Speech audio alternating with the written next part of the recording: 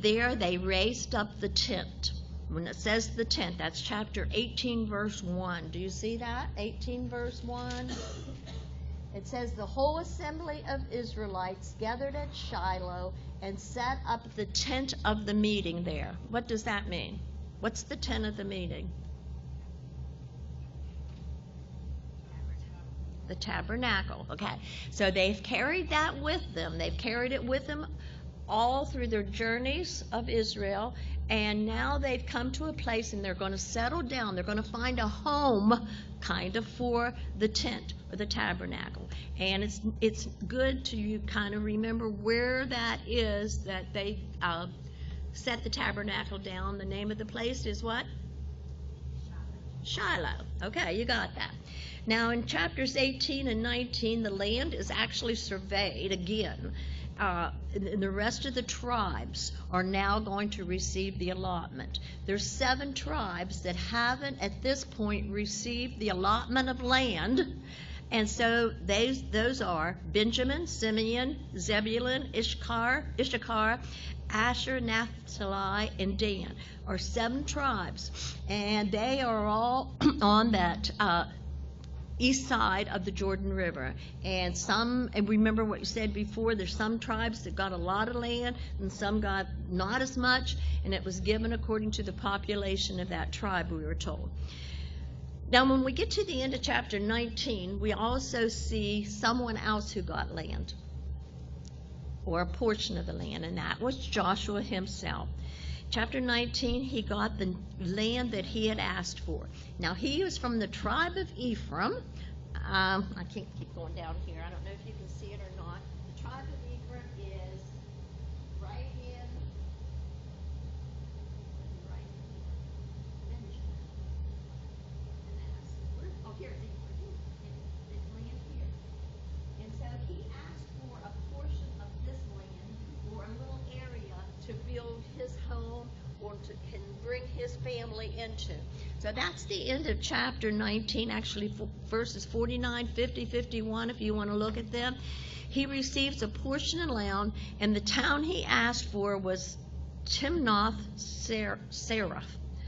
It's in the hill country of Ephraim, and he built a town and settled there, which is actually 10 miles west of Shechem.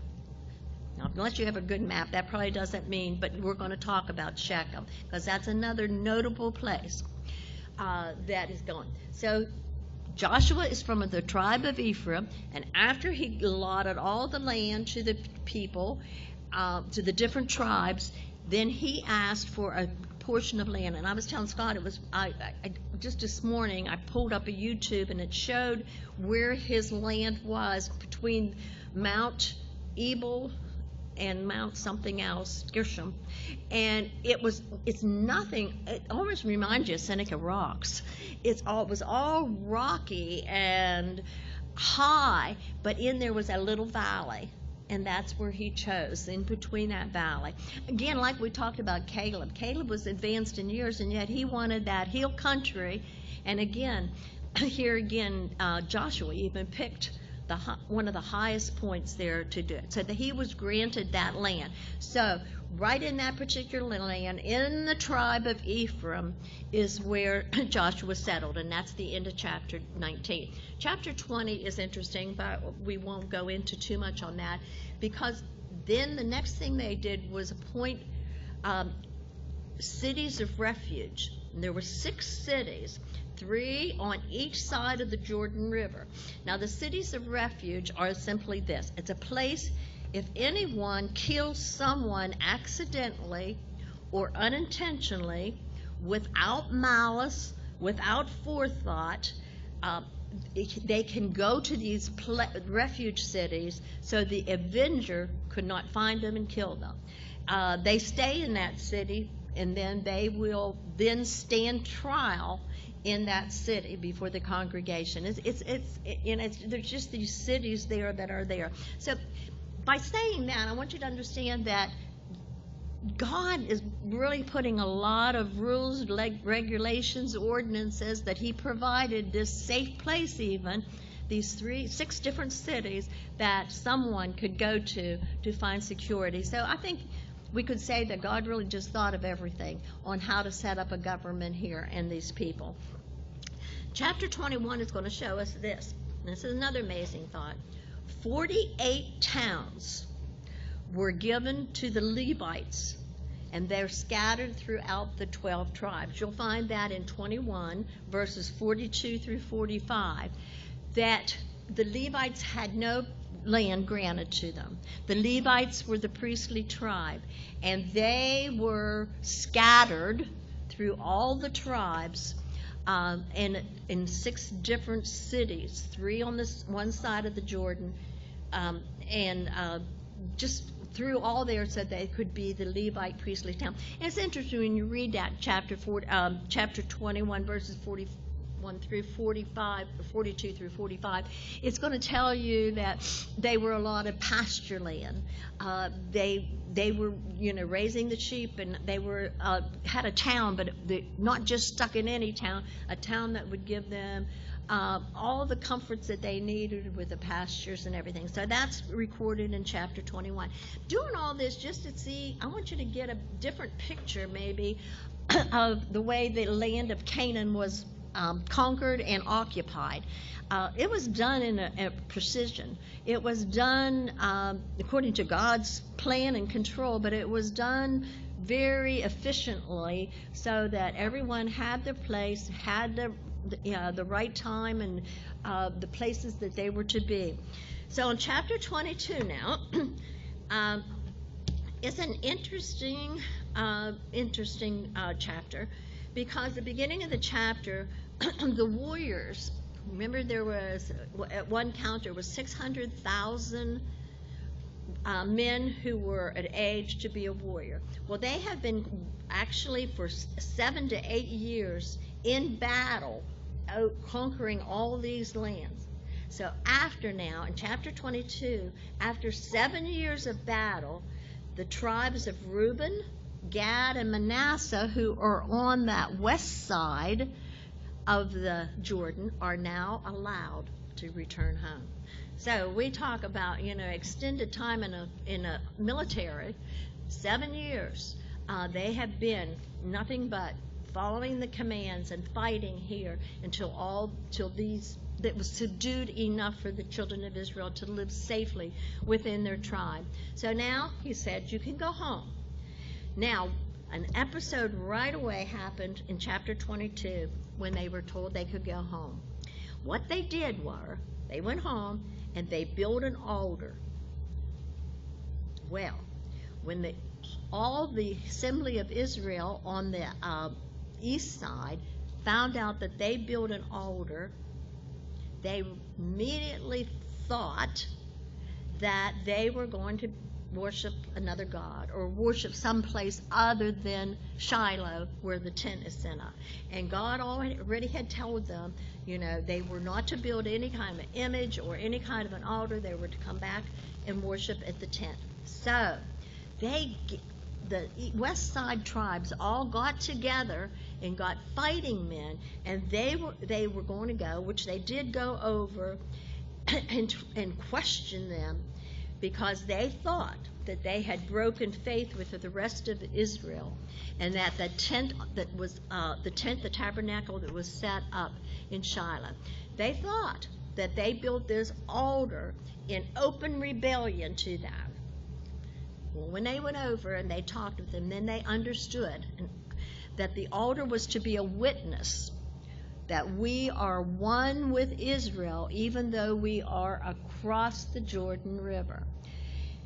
And how quick they were at this point to stamp out any kind of idolatry, any kind of forsaking the Lord. I mean, this is amazing, especially when we study Judges a little bit later, that once they had seen God working and God controlling everything, they just were going to stamp it out. Well, in chapter 22, verse 34, it says they put a name on this altar. And here's it is. The names meant this is going to be a witness before us that the Lord is our God. So instead of that being an altar, they put it like a witness. We want our children and everyone to know that we, on this other side of the Jordan, are worshiping the Lord our God. So I thought that was really interesting about this. Chapter 23, after a long time had passed, it says, verse 1. Do you see it? After a long time had passed. I don't know how long that was. We can get a little bit of an idea from Joshua's years, and I looked them up. He was probably 45 to 85 during the Exodus wilderness, because we know that he was with the group that had to be there another 40 years. So he's probably maybe 40 when he left Egypt. 85 to 103, spending approximately 7 years in battle there. And then from 103 to 110, he allotted the land, allocating to the different tribes. So that's just a kind of a time frame that we can grab from this. So after a long time, it says in verse 1 of chapter 23, the Lord gave Israel rest from their enemies.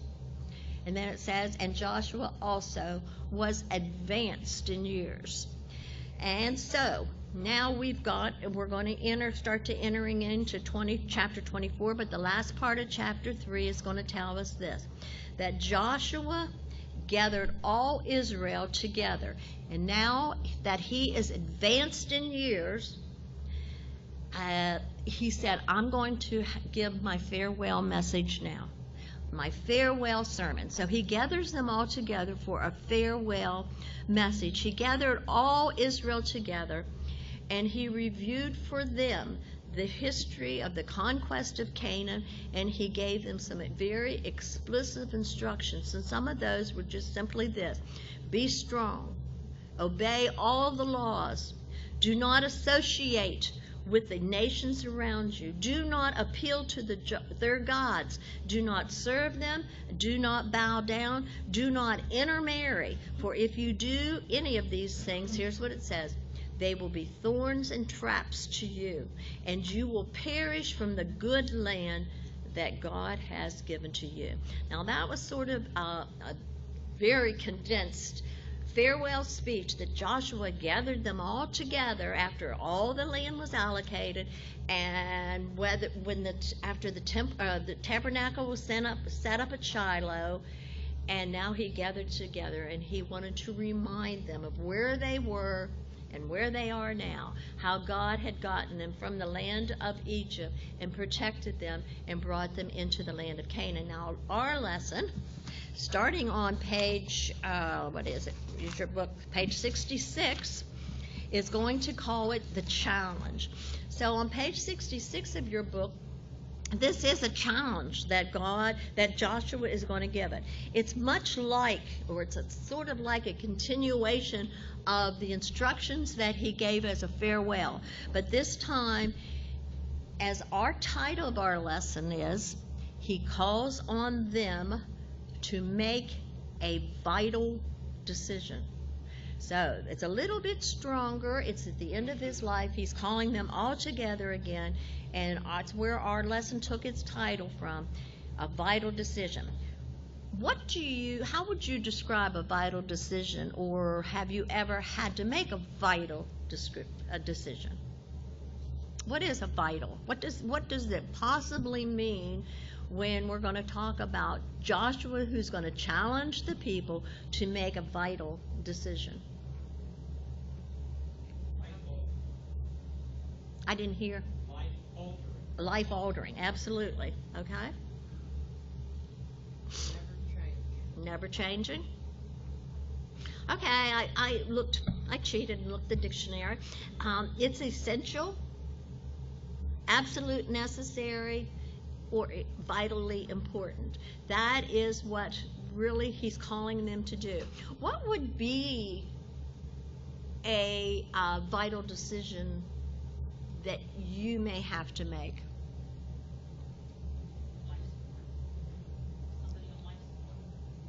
Who's saying this? Okay, say it louder. Somebody on life support. Absolutely. It's a decision between life and death. And that's a decision nobody wants to make. But it is a decision. So that's a vital decision, right? Yes. What other? It would be could be maybe classified as a vital decision? A marriage. I have that one down too. A marriage. If we adhere to what God says a marriage should be, it's a vital decision because it's the rest of your life, right? Yeah. Anybody else? Salvation, absolutely. What will you do with Jesus that should probably have been our number one vital decision. But yes, so now Joshua's gathering all these people together. Verse 1 of chapter 24, which is not in your book. Your book's not going to start to verse 14. Chapter 1 says this: Joshua called all the leaders, the elders and the judges, and the officials to... Anybody see that word? Where are they going to go? Shiloh? Oh, they're not going to Shiloh this time, but they're going to Shechem. Okay, they're going to go to Shechem, and there they're going to go and present themselves before God.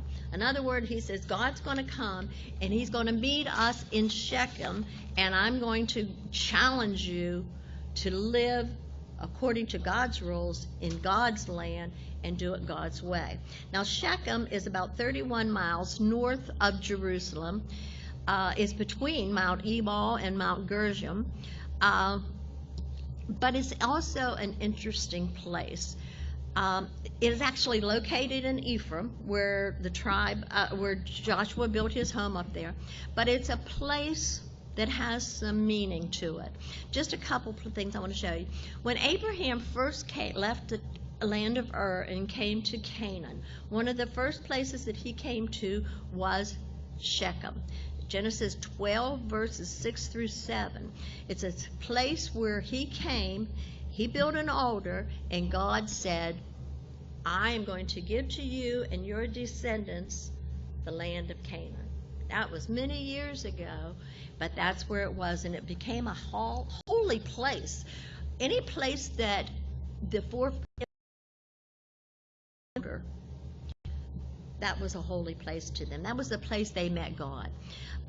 It's also a place where Joseph was sold into slavery by his 10 brothers.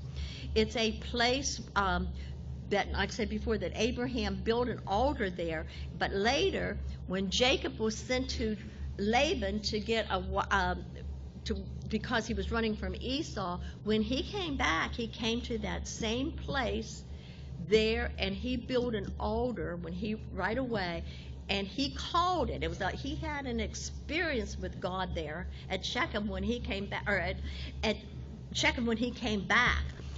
He was afraid of Esau. He didn't know where he was going, what he was going to do, and he sat down before God at this place called Shechem.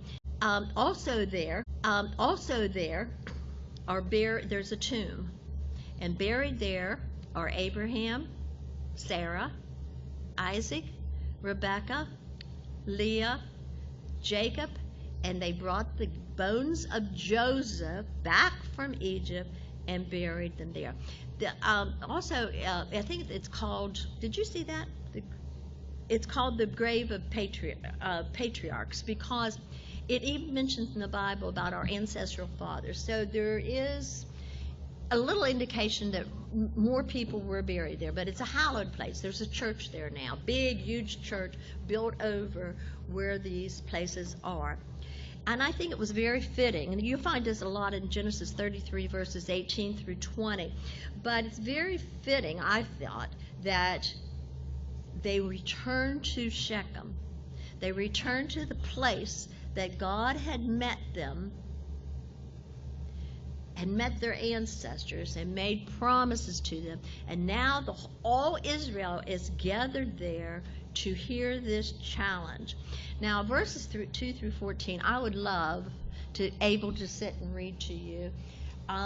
You have got to read it on your own, because I want you to picture this. Joshua's making this last challenge to the children of Israel. He brings them all to Shechem, which they all know. Their father Abraham, their father Isaac, their father Jacob, buried there, Leah, and all they know the history around there. And as they come to that place, here's what he does in verses 2 through 14.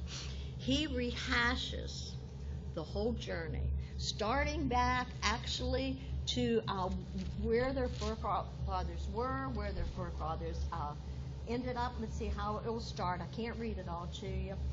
Verse 4, but I took your father Abraham from the land beyond the river, and I led him throughout Canaan, and I gave him many descendants. I gave him Isaac, and to Isaac I gave Jacob and Esau. I assigned the hill country of Seir to Esau, but Jacob and his sons went down to Egypt.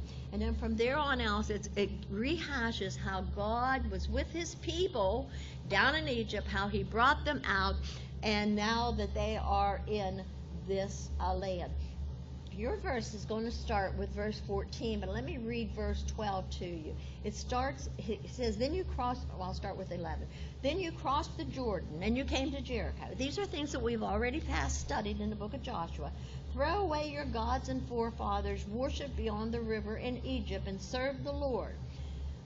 This is what he's really going to start saying to him, but he's going to say this. You captured, he names all these Amorites, Perizzites, Canaanites, Hittites, Girgashites, Hivites, Jebusites, all of these people that were occupied in the land. Can you imagine the whole scene here in Joshua? And it was interesting because the place that I read where Joshua was given this speech between two mountains is an amphitheater. So he didn't need a microphone. It was so, when he would speak, that would just echo through the mountains, and everybody heard them as he was speaking. And he started giving them all the people that was in the land when we came here. And then he says, I sent hornets, this is God speaking, ahead of you, which drove them out before you. And here's what he says, you didn't do it with your sword and your bow. So I gave you a land on which you did not toil, cities you did not build, and you live in them and eat from the vineyards and the groves that you did not plant. So get this picture again. Standing here, and Joshua at the end of his life is going to challenge the people. He's going to preach to them. He's going to plead with them. He's going to challenge them to make a vital decision right here and now. And so he brings them to this spot where they all know is a sacred place where Abraham prayed, a place where Jacob prayed, and he's bringing them there at that particular land. Then the next thing he does, he rehashes everything, and I know we only have a portion of it. I know that this had to be much longer, but it's condensed for our benefit. He gives them exactly where they were, how they got to Egypt, what God did in Egypt for them, and how God brought them out. So if somebody would, like Joshua, would just do that to the people, their hearts had to just melt as they looked to see how God provided a way across the Red Sea, how God provided a way across the Jordan River, how God did bring them to Jericho, that big walled city, and how they are now possessors of the land. I mean, I can't even imagine but he was preparing their hearts to make a vital decision. All right, verse 14 in our book talks about this vital decision, and it's called a challenge. So now the challenge is going to begin. And it says, therefore, fear the Lord and worship him in sincerity and in truth. We could talk the rest of the day just on what those words mean, but I don't have time. He says, get rid of the gods your ancestors worshipped beyond the Euphrates and in Egypt, and worship the Lord. So by saying that, there must have been some treasures, souvenirs, little emblems that they brought with them from Egypt. Whether because they were gold, I don't know.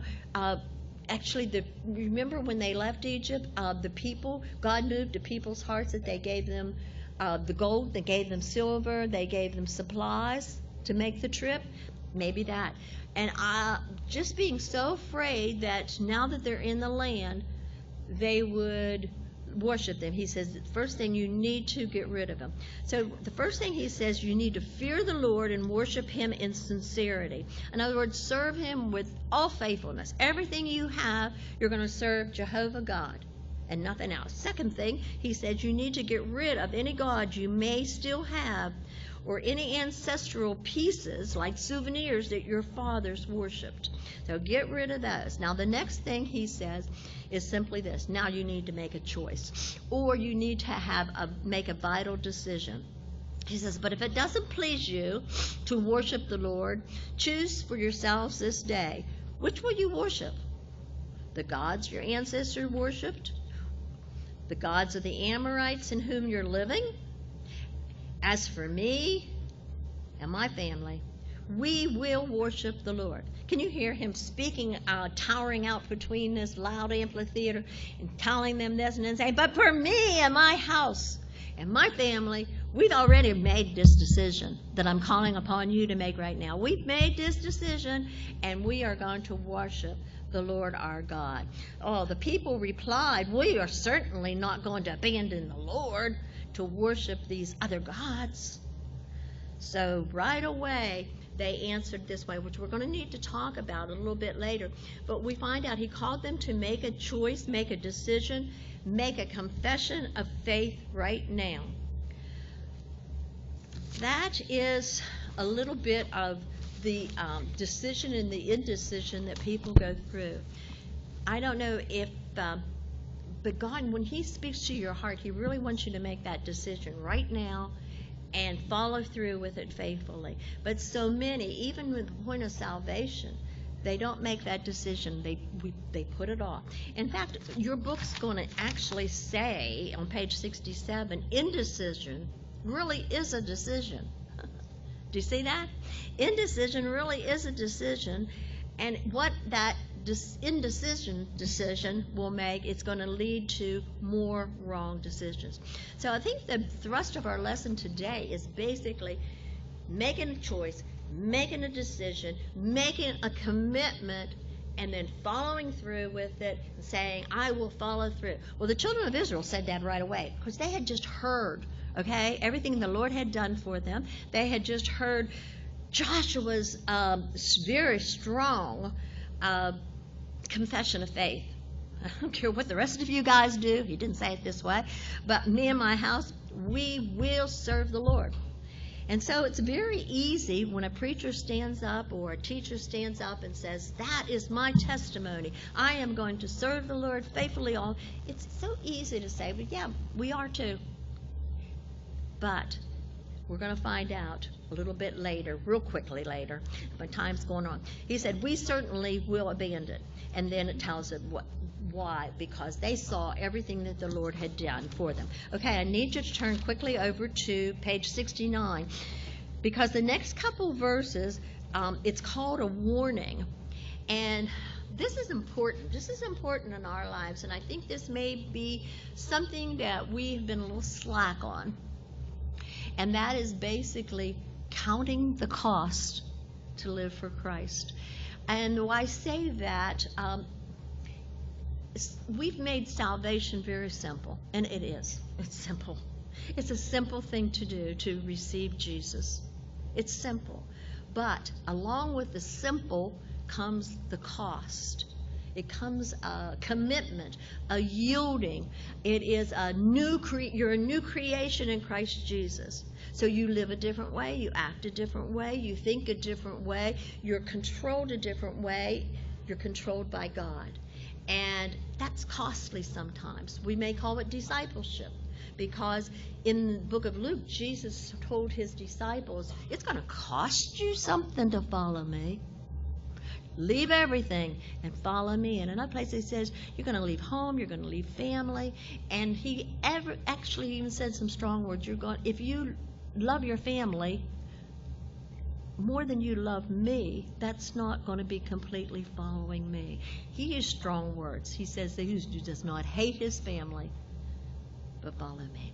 So just because we have made salvation so simple, it really isn't. And I think that the people who come forward for salvation, baptism, needs to know. You know, when they're baptized, they say, you're buried in your sin, and now you're going to raise up to what? Live a different life. It's a commitment. And apparently the people that are baptized will agree with that. But we don't really follow through and teach and disciple, and that's what I think Pastor Todd started out with, which I thought was great, the ways of discipleship. And he's still continuing that. He's eager for us to wholly follow the Lord. So with that came this warning. Joshua said this, and it's sort of confusing at first. Look at verse 19. You will not be able to worship the Lord because he's holy. He's a jealous God. He will not forgive your transgressions, and that forgive is more or less like an overlook your transgressions of sin. But all that comes with the next word, what? If. Okay, God is not going to do that if you abandon the Lord and worship foreign gods. He will turn against you, harm you, completely destroy you after he has been so good to you. And anybody who really knows their Bible and can study, which we'll study the book of Judges, and we're going to find out how God chastened his people who turned against him. We're going to find out eventually he took them into captivity for 70 years down in Babylon till they learned a lesson about coming. So God says you're not going to be able to worship him wholly, completely, if you turn and try to bring other gods into. Why? Because God is a jealous God. He's jealous. He wants not just part of you, not just part of me. He wants everything. He wants all. And that's what Joshua was trying to tell the people. If you turn to the side a little bit, if you worship, if you just take a little bit, you might as well count on God chastening you or disciplining you, because he's jealous. He is not going to share you with anyone else. The book of Matthew tells us you cannot serve two masters. Either you're going to hate one, love the other, or love one and hate the other. You cannot serve God and the devil. Yet many of us in many areas of our lives try to do that same thing, and that is to serve two masters. Well, the people said, we will worship again. We will worship the Lord. And so here's what Joshua did. He said, okay, you say you're going to worship the Lord, and I hope to, and I'm putting words in his mouth now. He says, I hope to goodness that you mean what you say. In other words, you came for salvation. You said you want to be a follower of Christ. Now, I hope you mean what you say. So therefore, what we're going to do in the latter part of these verses, I'm going to have you take an oath. I am going to make you, I'm going to challenge you to promise. I am going to call witnesses. I'm going to call God into this sanctuary right now, and I'm going to make God as a witness that you have said this. So here's what it says. Joshua told the people, you are witnesses against yourself that you yourselves have chosen to get rid of it. And they said, we are witnesses, and we are going to do this. Keep on going in our text. It tells us that they actually wrote in a stone. They made the covenant of the law, and he drove. Verse 25 will tell you that he drew up a covenant for the people. He drew up new decrees, laws, and ordinances. He took a large stone and he set it up under an oak tree as a memorial or as a witness. So this took a long time. He wrote on the stone. I don't know if he put the date or what we would do is put a date on an occasion that we made this. But he said, you're witnesses. Here I'm going to take this slab of stone and we're going to write on it and we're going to set it up before this oak, and it's going to become a holy place because God met us here. You made a commitment. You made a decision, and now you are witnesses as to whether you will follow through with this. So it's sort of interesting, but the rest of the chapter, which I'm going to finish with, is Joshua's death. Joshua died. It tells us that he died at 110 years old, and that he was buried. in the hill country of Ephraim, where he is a tribe.